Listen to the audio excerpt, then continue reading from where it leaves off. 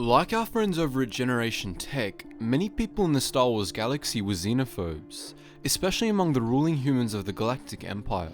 This led many species to suffer discrimination and exploitation, but some were outright abused by the ruling powers of the galaxy. In this video, we'll be discussing 5 species that suffered the most. Just quickly before we get into the video guys, in order to expand our Instagram, we're doing a giveaway for any card you'd like for $25 and a copy of Battlefront 2 2017. All you need to do is be following our Instagram and comment your name down below. There'll be more details in the comment section as well. Anyways, let's get back into this video.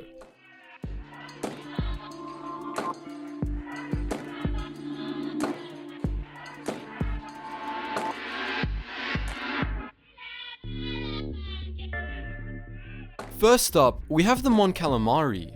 An amphibious species famous for their shipbuilding skills, the Mon Calamari came from Dak, and while they prospered for the most part under the Republic, they didn't fare nearly as well under the Empire. They resisted the Imperial takeover of their world, but when the Quarren sabotaged their efforts, they were conquered, and many of the species were pressed into slavery. Though they suffered perhaps less than other species that received similar treatment from the Empire, they nonetheless suffered greatly and were forced to build warships for the Imperial Navy. They were one of the first planets to rebel against the Empire, and many members of their species joined the Rebel Alliance.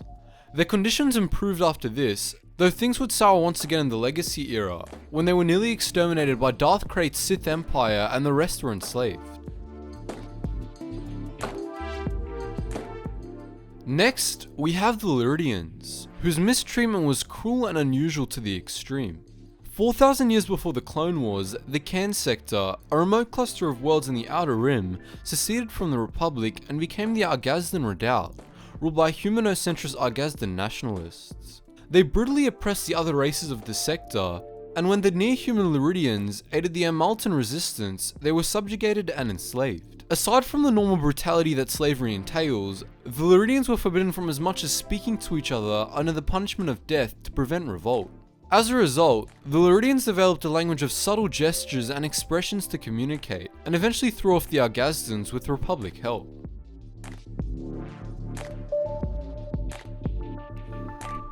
Our third species here is often overlooked, despite their condition being plainly visible even in the movies.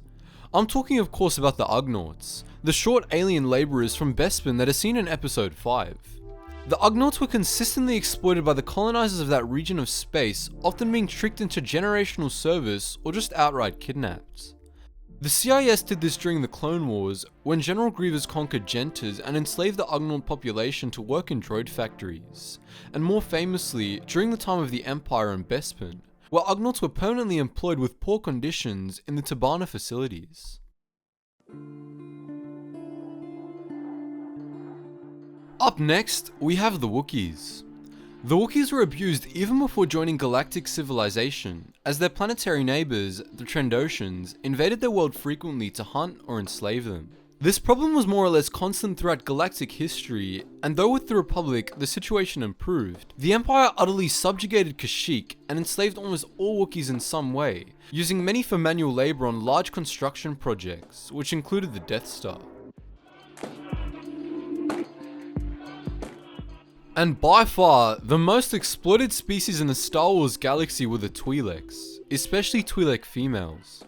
Due to describable physical characteristics, Twi'lek females were often coveted as exotic dancers or personal slaves by crime lords, and oftentimes, Twi'leks would find themselves in exactly such a situation.